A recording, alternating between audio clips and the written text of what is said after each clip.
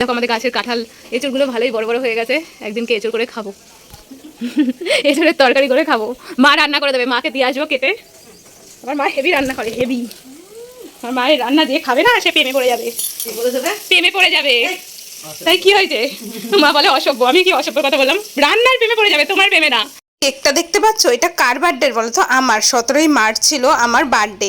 আর এখানে চিপস কুরকুরে এগুলো সবই আমাকে আমার বর গিফট করেছিল বার্থডেতে। আর এই বছর বার্থডেতে আমাকে আরও একটা জিনিস গিফট করেছে। এই দেখো, এই টেডিটা। এটা তো পেয়ে আমি খুবই খুশি হয়ে গেছিলাম। এটা আমার অনেক দিন আগে থেকে ইচ্ছে ছিল যে আমার একটা টেডি থাকবে, তো সেটা আমার পূরণ হয়ে গেছে এই বছরের বার্থডেতে। মানে দারুণ ছিল এই বছরটা আমার কাছে।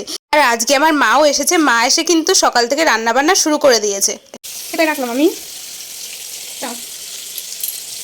প্রথমে কেন আমি একলা দিয়ে ধরো, তাহলে ওই ছোটো কড়াইটাতে ভাজলেই ভালো হতো। ওটা লোহার কড়াইটাতে ভাজলে না তেল কম লাগে আর ভালো ভাজাটাও হবে।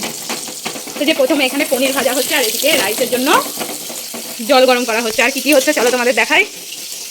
এখানে কাজু কিশমিশ দিয়ে যেন রাইস হবে বলে, আর এই যে এখানে দই দিয়ে লবণ হলুদ তেল দিয়ে মাংসটাকে ম্যারিনেট করা আছে। আর ওই সব কিছু ওখানে কেটে ধুয়ে রাখা আছে। বেগুন ভাজা হবে, চিকেন হবে আর ফ্রাইড রাইস হবে আজকে। আর তেমন কিছু হবে না, আর পরে দেখা যাবে। বলো কি কি হবে? তুমি কিছু বলবা?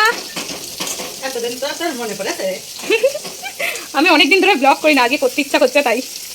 তো চলো। আর আজকের ওয়েদার দেখো, কালকে প্রচুর মেঘ করেছিল, বৃষ্টি হয়েছে, আজকে অনেক রোদ উঠেছে, বেশ ভালো লাগছে।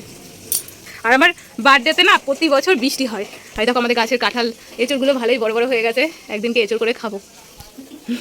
এঁচড়ের তরকারি করে খাবো। মা রান্না করে দেবে, মাকে দিয়ে আসবো কেটে। আমার মা হেভি রান্না করে, হেভি। আমার মায়ের রান্না দিয়ে খাবে না, সে প্রেমে পড়ে যাবে। প্রেমে পড়ে যাবে। তাই কি হয়েছে? মা বলে অসভ্য। আমি কি অসভ্য কথা বললাম? রান্নার প্রেমে পড়ে যাবে, তোমার প্রেমে না। আর এই যে এইখানটাতে চাল ভেজানো আছে দেখো। তো পুরো ভিডিওটা তোমরা দেখতে থাকো কি কি হয় না হয়। মাংস যখন কষাবে তখন কষা মাংস তো খাবোই, কারণ ওটা আমার খুব ভালো লাগে। আর এগুলো আমি একটু ভালো করে ধুই। কি সবটাই দিয়ে দিয়েছি গোটা। ঠিক আছে, চলো আবার পরে আসছি তোমাদের সাথে দেখা করতে। এখন মা ভাজাভুজিগুলো করে নিচ্ছে। পনির ভাজার পর বেগুন ভেজেছে। এখন আমরা দুজনে গল্প করছি।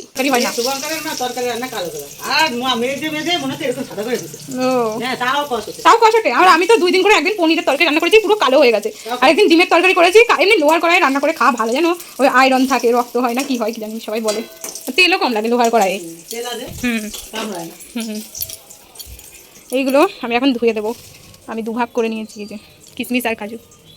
দেখো মা রান্না করছে আর আমি এখন খাচ্ছি ডাবের জল। তোমার মুখ দেখা যাচ্ছে অন্ধকারে। ওই যে এই ডাবটার মধ্যে শ্বাস আছে। আর কার কার শ্বাস খেতে ভালো লাগে তোমাদের? আমার তো হেভি লাগে।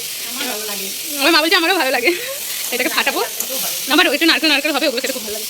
ওই যে গাছতলায় বসে বসে দাঁড়িয়ে দাঁড়িয়ে খাচ্ছি। আজকে দুপুরবেলায় বার্থডে মেনু একদমই সিম্পল রাখা হয়েছিল। তার একটা কারণে ছিল, সেটা পরে তোমাদের সাথে শেয়ার করবো। তো দেখো জলটা গরম হয়ে গেছে, মা এখন রাইসগুলো দিয়ে দিচ্ছে আর এখানে আমি সবজিগুলো ভেজে নিচ্ছি। আরও একটা ঘটনা ঘটে গেছে, সেটা তোমাদের সাথে পরে শেয়ার করব। আর এদিকে মা এখন কাজু কিশমিশটা ভেজে নিচ্ছে। বার্থডেতে মেনু ছিল ফ্রাইড রাইস, তার সাথে কষা মাংস ছিল, পনির ভাজা, বেগুন ভাজা। ব্যাস এই সিম্পলই রাখা হয়েছিল আজকে মেনু। এখন টেস্ট করা হবে, থাক যে সব কিছু ঠিকঠাক আছে কিনা, মিষ্টি, তারপরে লবণ। তোমাদের সাথে ঘটনাটা শেয়ার করি। ঘটনাটা কিছুই না তেমন, মা ফ্রাইড রাইসের মধ্যে ভুল করে হলুদ দিয়ে দিয়েছে, মানে ভাজাটার মধ্যে। ওই যেগুলো আমি ভাজছিলাম ভুল করে ভাজার মধ্যে হলুদ দিয়ে দিয়েছিল, তাই রংটাও আজকে হলুদ হয়ে গিয়েছিল ফ্রাইড রাইসের। কিন্তু খেতে দারুণ হয়েছিল। আর এই দেখো বাবু এইমাত্র বাজার থেকে নিয়ে আসলো আইসক্রিম আর টক দই। টক দইটা আমার বর খাবে আর আমরা সবাই খাবো আইসক্রিম। দুপুরবেলা খাওয়া দাওয়ার পর আইসক্রিম, দই এগুলো খাওয়া হবে। এখন আমি ফ্রিজে ঢুকে রাখলাম, না হলে গলে যাবে। 3টে হবে মনে হচ্ছে। একটা এসব খাবি? হ্যাঁ, কাঁঠাল একটা, দুটো, 3টে। আর একটা ওই যে ওখানে দুটো, ওই যে পরপর ওখানে দুটো, এখানে একটা একটা, এদিক দিয়ে আসা। হ্যাঁ, কষা কষা মাংস খাবো। এই দাদা কি সুন্দর গন্ধ বেরিয়ে গেছে। এখনই খাবে। এখনই খেতে ইচ্ছা করছে। গন্ধতেই তো আমার প্রাণ জুড়িয়ে যাচ্ছে।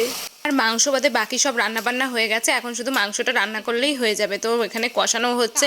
আর আমি দেখো 2 পিস এখানে নিয়ে নিয়েছি, 1 পিস আলু, 1 পিস মাংস। আমার কিন্তু এটা খেতে দারুণ লাগে। কষা না খেলে মনেই হয় না যে খেয়েছি।